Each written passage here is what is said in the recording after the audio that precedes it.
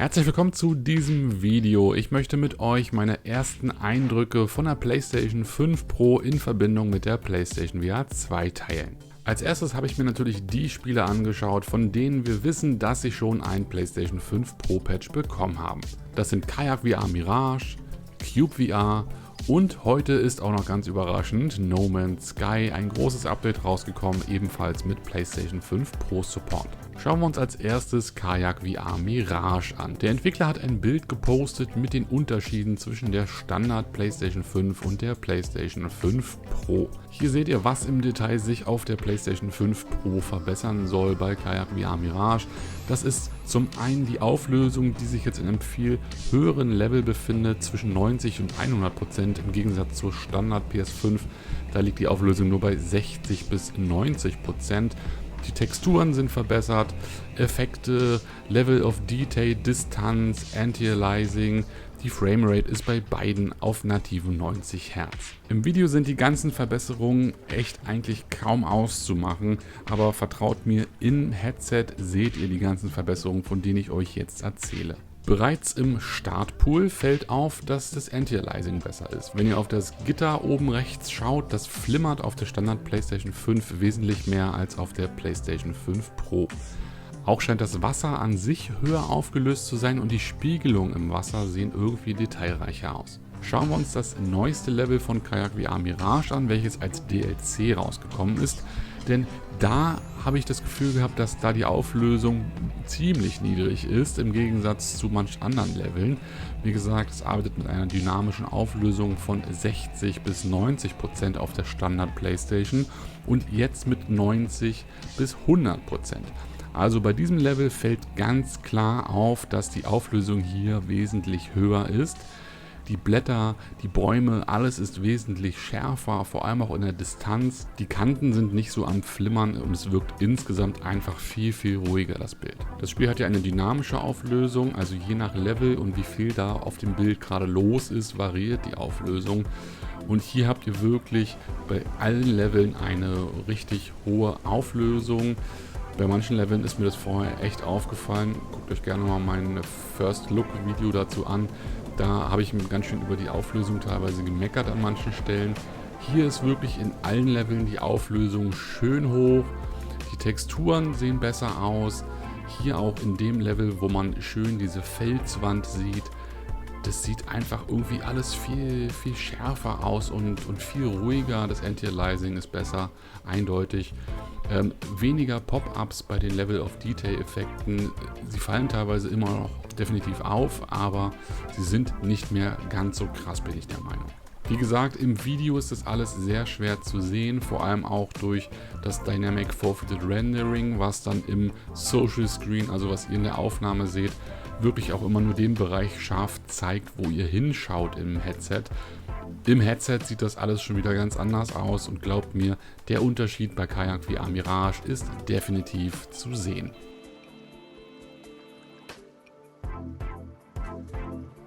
Kommen wir zum nächsten Spiel, Cube VR. Da hat der Entwickler versprochen, dass es eine größere Weitsicht gibt. Also vor allem auch Bauten, die ihr selbst gemacht habt, könnt ihr schon von weiter weg sehen und vor allem auch früher in vollen Details. Insgesamt ist mir aber hier der Unterschied echt am schwersten gefallen zu sehen, denn die Pop-ups sind nach wie vor ziemlich präsent. Also diese Pop-ups auch von diesem Level of Detail, dass er dann den Detailgrad von den Bäumen zum Beispiel wechselt, das ploppt halt immer noch ganz schön ins Bild. Vielleicht ist es ein bisschen weniger geworden, das mag sein, aber mir ist es jetzt ehrlich gesagt ziemlich schwer gefallen, da jetzt einen Unterschied zu sehen. Von der Auflösung etc. hat sich bei Cube VR ja auch nichts getan. Das ist nach wie vor auf einem ziemlich guten Niveau. Aber allein von diesen Sichtweiteneffekten oder von den Level of Detail Sachen ist mir jetzt nicht so irgendwie direkt aufgefallen. Also mag sein, aber dann muss man das auch wirklich direkt die gleiche Stelle vielleicht auch miteinander vergleichen. Also mir ist es jetzt wirklich sehr schwer gefallen, da jetzt einen Unterschied auszumachen. Kommen wir zum nächsten Spiel und das ist No Man's Sky. Hat nicht nur eine neue Expedition jetzt auch bekommen mit dem neuesten Update, sondern auch PlayStation 5 Pro Support. Und die PlayStation 5 Pro Verbesserungen sollen auch ein großes Update für die PlayStation VR 2 mitbringen. In Flat habe ich noch nicht reingeschaut in No Man's Sky, aber auf der PlayStation VR 2 und da sind die Unterschiede auf jeden Fall klar deutlich. No Man's Sky sah ja schon verdammt gut aus, aber es hat je nachdem, auf welchem Planeten ihr wart, doch schon ziemlich stark geflimmert. Und das ist jetzt deutlich besser geworden. Also ich war mit beiden Playstations auf dem gleichen Planeten, habe mich da ein bisschen umgeschaut und es ist viel ruhiger, das Bild. Es ist viel, viel weniger am Flackern, viel, viel weniger am Jittern. Also das sieht wirklich sehr cool aus. Ob die Texturen jetzt höher aufgelöst sind oder nicht, konnte ich jetzt ehrlich gesagt nicht so sehen.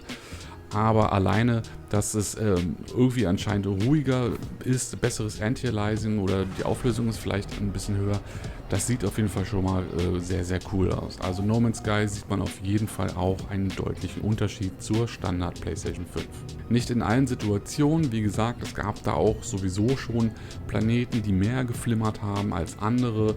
Das Spiel hat halt auch eine dynamische Auflösung, also je nachdem wie viel da los ist, wurde dann die Auflösung runtergeregelt. Ich denke mal, dass da jetzt einfach auch dann generell eine bessere Auflösung gefahren wird, auch auf den Welten, wo halt viel los ist. Ja, ansonsten habe ich noch reingeschaut in Gran Turismo 7. Da ist mir nichts aufgefallen. Ich glaube, Gran Turismo 7 hat aber auch seinen PlayStation 5 Pro Patch noch gar nicht bekommen. Also auch für die Flat-Version.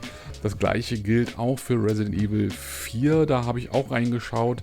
Da konnte ich in VR zumindest keinen Unterschied feststellen. Andere Spiele habe ich noch nicht getestet. Flat-Spiele habe ich ebenfalls noch nicht getestet. Ich wollte jetzt als erstes mal die VR-Spiele austesten, von denen ich weiß, dass sie jetzt schon einen PlayStation 5 Pro Patch bekommen haben. Also was sage ich jetzt nach den ersten 3 Spielen, die ich getestet habe auf der PlayStation VR 2? Ja, ich finde, es ist schon mal ein guter Anfang, definitiv. Also die Unterschiede bei No Man's Sky und bei Kayak VR Mirage sind definitiv zu sehen.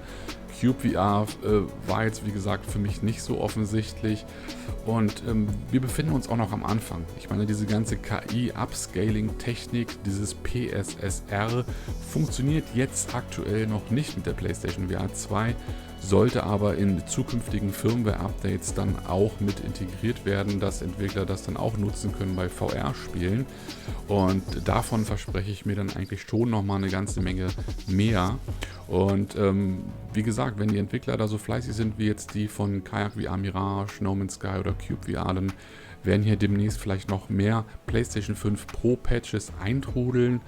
Bei manchen Spielen würde ich mir auch einfach nur wünschen, dass sie ein bisschen mehr Auflösung kriegen oder eventuell keine Reprojection mehr benutzen.